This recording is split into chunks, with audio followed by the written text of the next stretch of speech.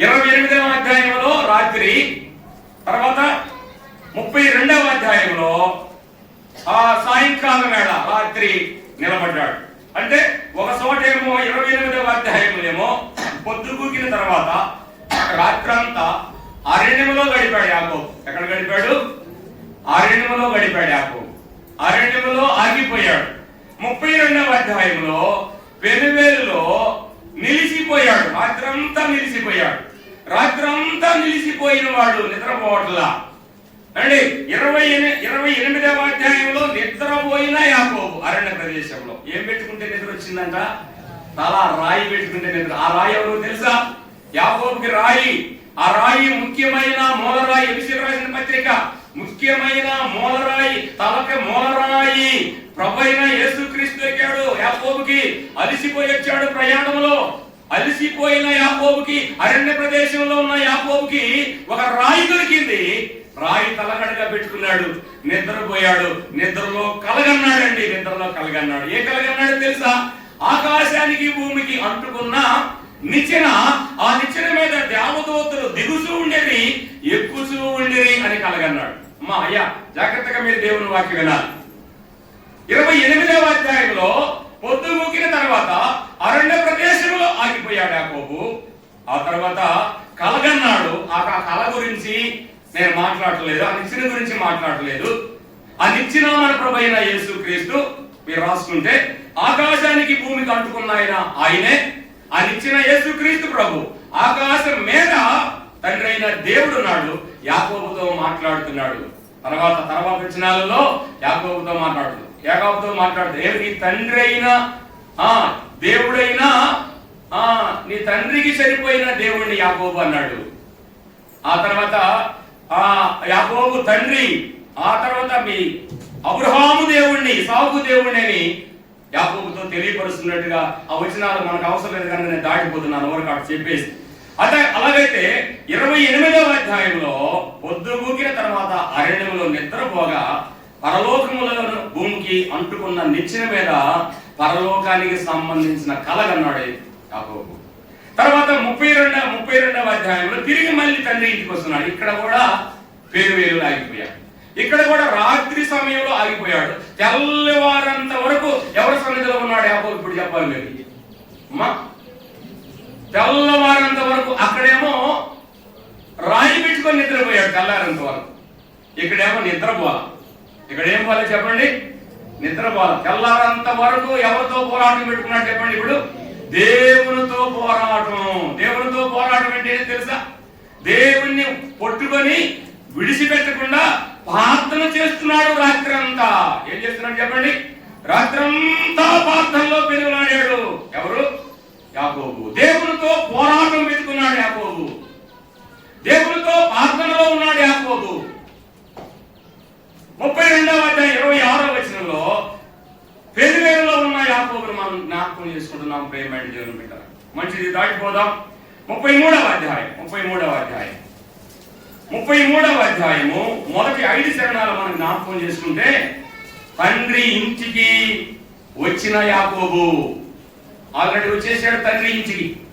33వ అధ్యాయంలో తండ్రి ఇంటికి వచ్చాడు. 38వ అధ్యాయంలో తండ్రి ఇంటి నుంచి మామ ఇంటికి బయలుదేరాడు యాకోబు. అప్పటికి వారి అన్న ఎదురు చూస్తున్నాడు.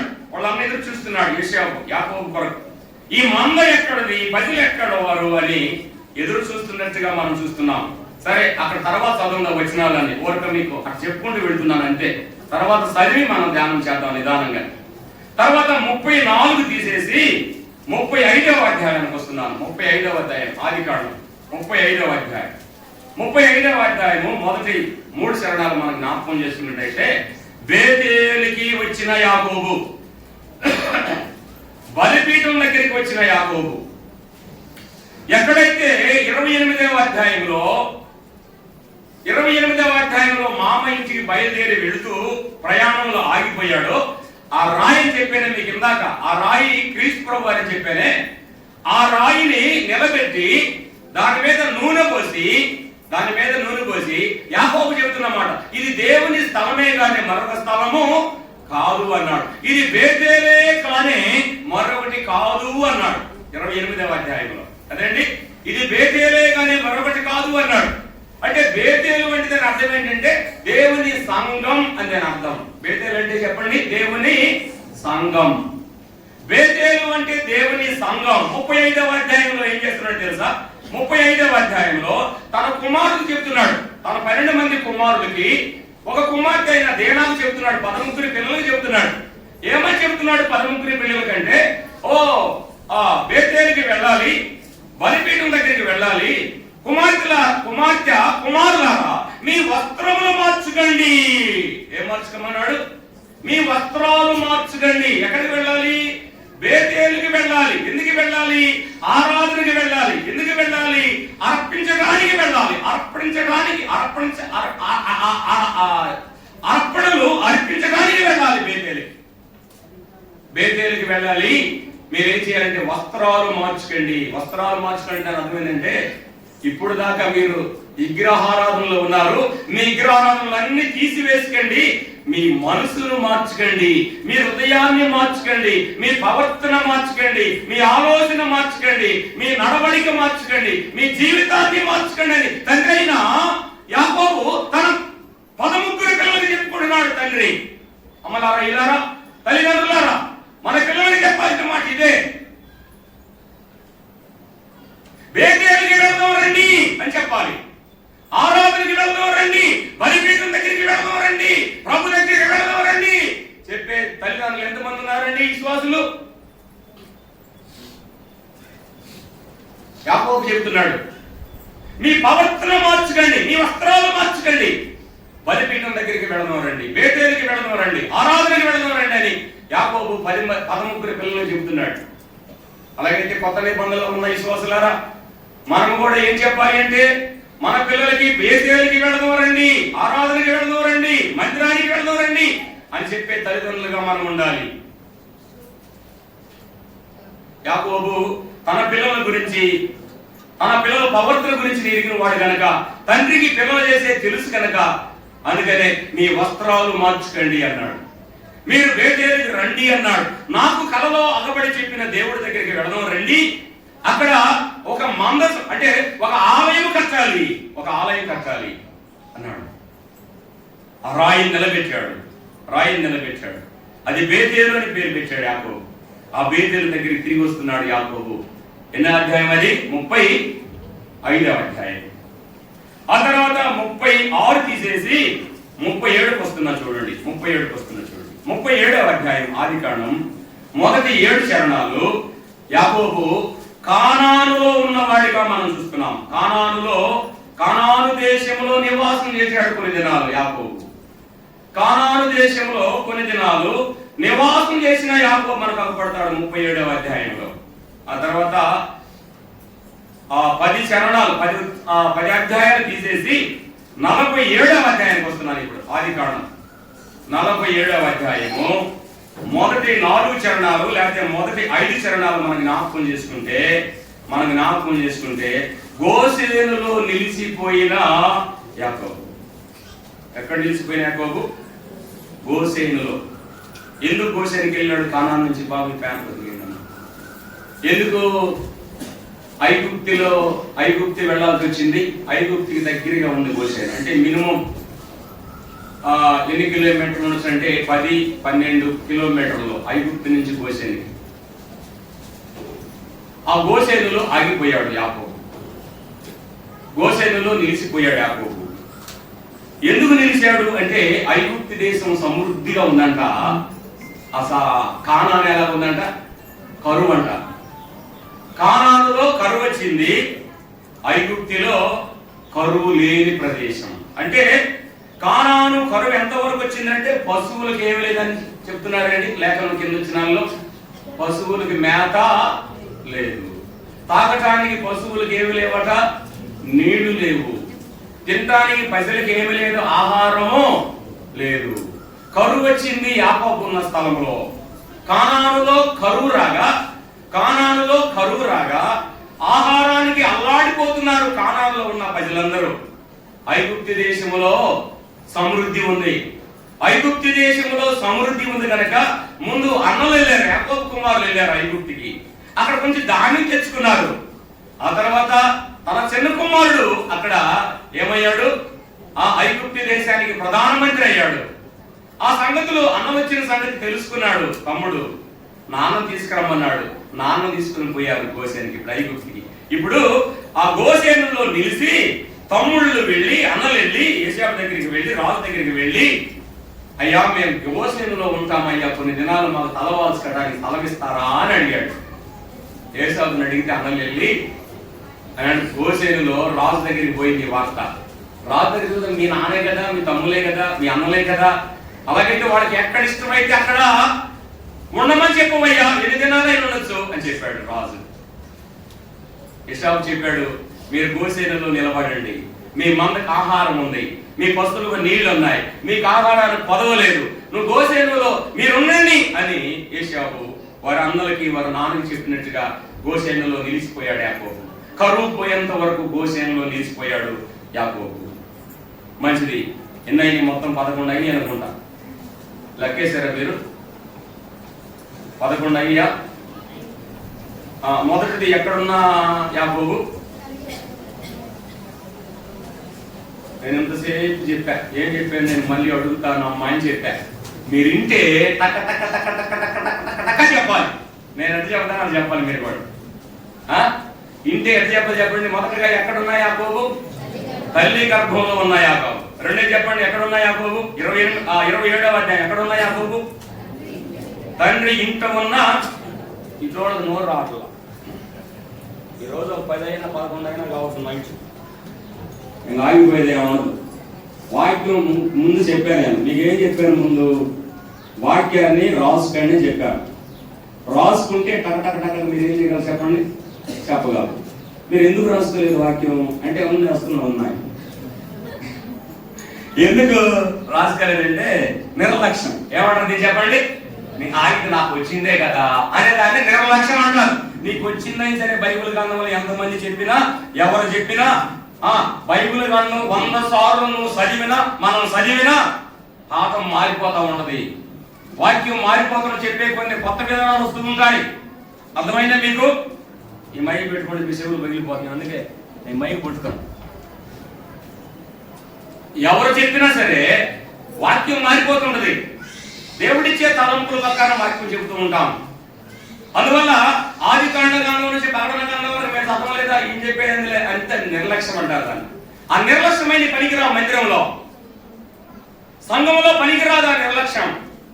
దేవుని వాక్యం చెబుతుంటగా దాన్ని జాగ్రత్తగా, సున్నంగా దాన్ని హృదయంలోకి తీసుకొని, మనసులోకి తీసుకొని దాన్ని మనం విని గ్రహించినప్పుడు మనం ఫలిస్తుంటాం. దేవుని వాక్యం ద్వారా ఫలిస్తుంటాం, అభివృద్ధి అవుతుంటాం. ఎక్కడ? విశ్వాసంలో, భక్తిలో. అది నేను చెప్పేది శరీర పక్షంగా కాదు, ఆత్మీయంగా భక్తిలో మనం అభివృద్ధి కావాలంటే దేవుని వాక్యం మన హృదయంలో నింపబడాలి.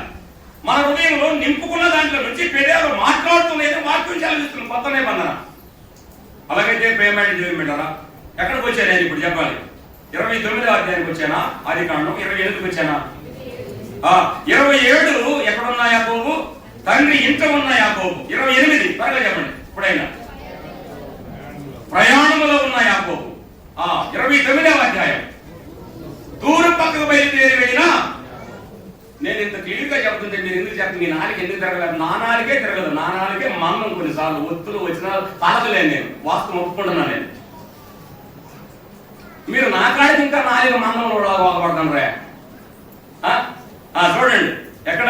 30వ అధ్యాయం చెప్పండి. ఇప్పుడు మామ ఇంటి దగ్గర వెళ్ళి చేరిన యాకోబు. రైట్, థ్యాంక్ యూ నాన్న. 31వ అధ్యాయం. మామ మందన కాసిన యాకోబు. మామ మందన కాసిన యాకోబు. 32వ అధ్యాయం. పెనువేలులో నిలిసిపోయిన యాకోబు. పెనువేలులో నిలిసిపోయిన యాకోబు. 33వ అధ్యాయం. తండ్రి ఇంటికి బయలుదేరి వస్తున్న యాకోబు.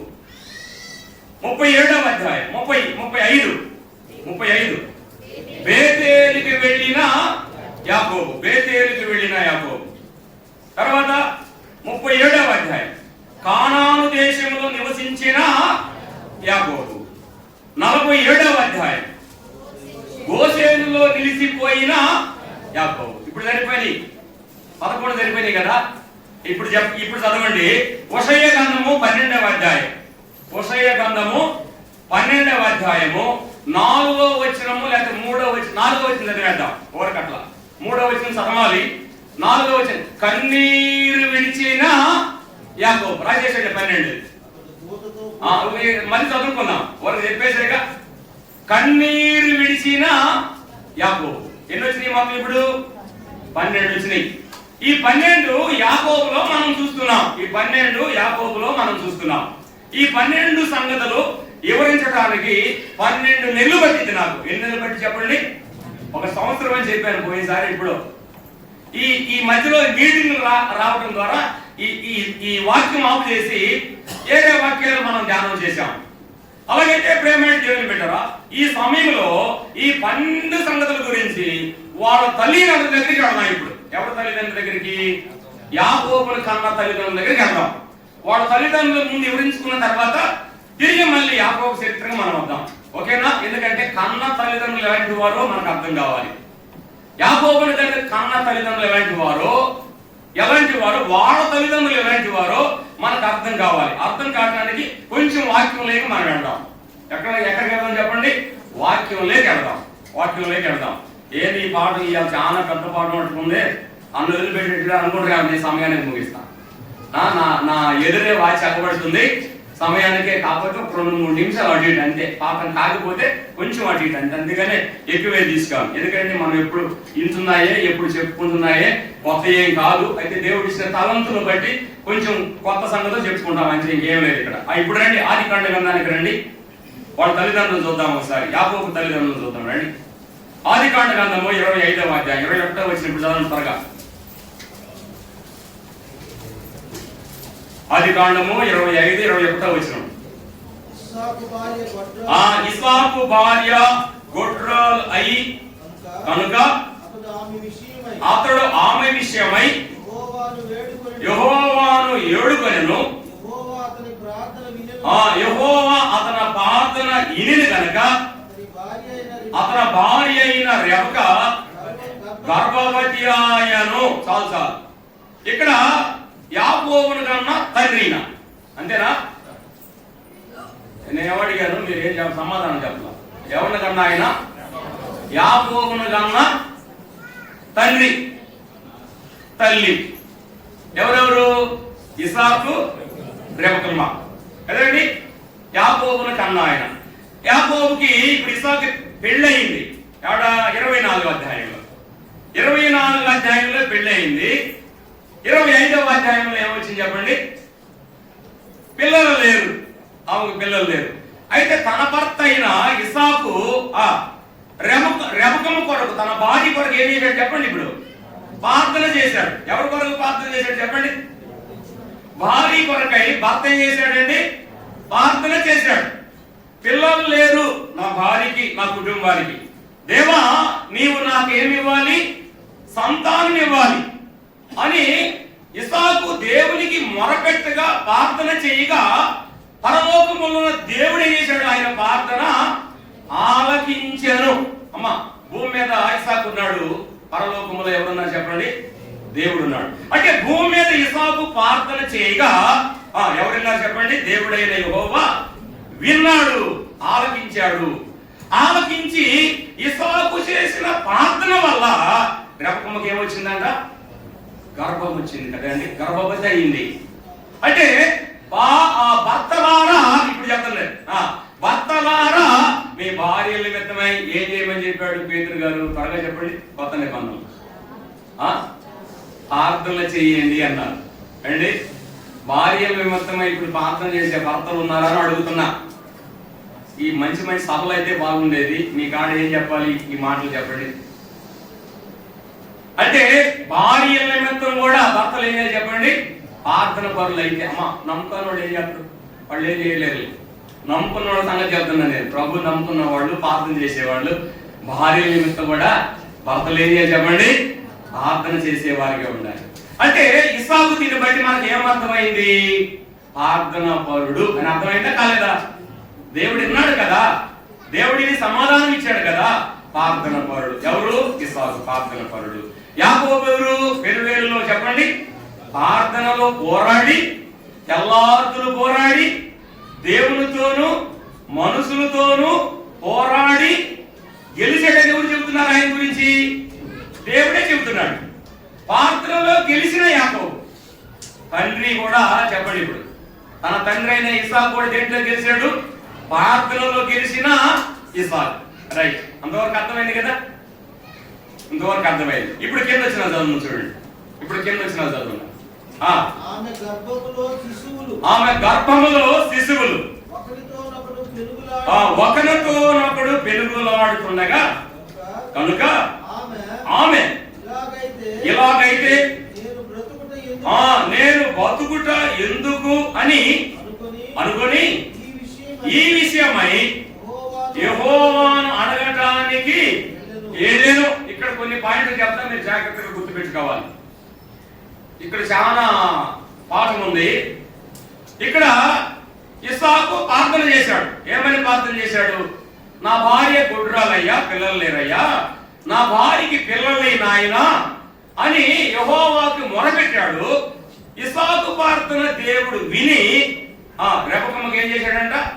గర్భము ధరింపజేశాడు.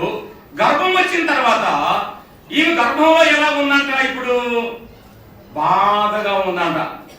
గర్భంలో ఏముందంట? బాధగా ఉందంట. అంటే ఎంత బాధ ఉంది ఇప్పుడు చెప్పాలి. మీరు వాక్యం సరిగ్గా విన్నారు కదా. ఆమె ఎంత బాధపడుతుంది గర్భంలో? చెప్పండి ఎవరైనా ఒకరు. ఇప్పుడే చదివే వాక్యం, చదివిన వాక్యమే చెప్పండి. మీరు కొత్తది అని చెప్తున్నాను. రైట్ నాయన, అదే నాయన నేను కావాలని కోరుకున్నది. ఇలాగైతే నేను బతుకుటా ఎందుకని, ఇలాగైతే నేను బతుకుటా ఎందుకంటే ఎంత బాధపడుతుంది ఇప్పుడు చెప్పండి నా తల్లికి. చెప్పండి అమ్మా, ఇలాగైతే నేను బతుకుతూ ఎలాగా ఇంత బాధ నాకు పుడుతున్నది ఆ పొరం మీరు కలపండి. ఇలాగైతే నేను చచ్చిపోవటమే మేలు ఏదండి. నేను బతుకుండటం ఎందుకు? నేను బతకలేకపోతున్నా, ఈ బాధ నేను పడలేకపోతున్నా, ఈ బాధ నేను భరించలేకపోతున్నా. కొంతమంది గర్భిణీ స్త్రీలు అనే మాటలు ఇయ్యి, కొంతమంది గర్భిణీ స్త్రీలు అనే మాటలు ఇయ్యి. ఈ బాధనే తట్టుకోలేనయ్యా, ఈ బాధ నేను పడలేనయ్యా, ఈ బాధ నేను భరించుకోలేనయ్యా అని గర్భంతో ఉన్న స్త్రీలు అనే మాటలు ఇయ్యి. రెబెక్కమ్మ కూడా ఏ మాటలు మాట్లాడుతుంది? నేను తట్టుకోలేనయ్యా, నేను భరించలేనయ్యా, నేను ఎలాగైతే ఎలాగ బతకగలను, నేను చచ్చిపోతానయ్యా అంటుంది ఒకటే మాట అని. ఇప్పుడు చెప్పండి, ఎవరు చెప్పాలి ఈ మాట? చెప్పాలి, ఎవరు చెప్పాలి ఈ మాట? యెహోవాను అడగడం. అసలు గర్భం చేసింది ఎవరు అయ్యా? గర్భం దేవుడు ఇచ్చాడు, ప్రార్థన చేసింది ఎవరు? ఇస్సాకు కదా. ఇప్పుడు భర్తనే అడగాలా వద్దా? అది చెప్పకుండా ఓరక దాంట్లో మాటలు చెబుతారే. ఎవరిని అడగాలి? గర్భిణీ స్త్రీ గర్భం వచ్చిందండి, ఎవరు చెప్పుకోవాలి? బాధ వచ్చింది. అదే మిమ్మల్ని అడిగింది. నేను సరిగ్గా అడగలేదేమో, ఇప్పుడు అడిగే చెప్పండి. ఏంటమ్మా మీరు చెప్పరు? ఎవరిని అడగాలి? భర్తను అడగమని చెప్పండి. భర్తను అడగాలని చెప్పరే. ఎవరిని అడగాలి చెప్పండి? గర్భంతో ఉన్న ఏ స్త్రీ అయినా ఎవరిని అడిగితే బాధ పుడితే బాధ మామూలు బాధ కాదు.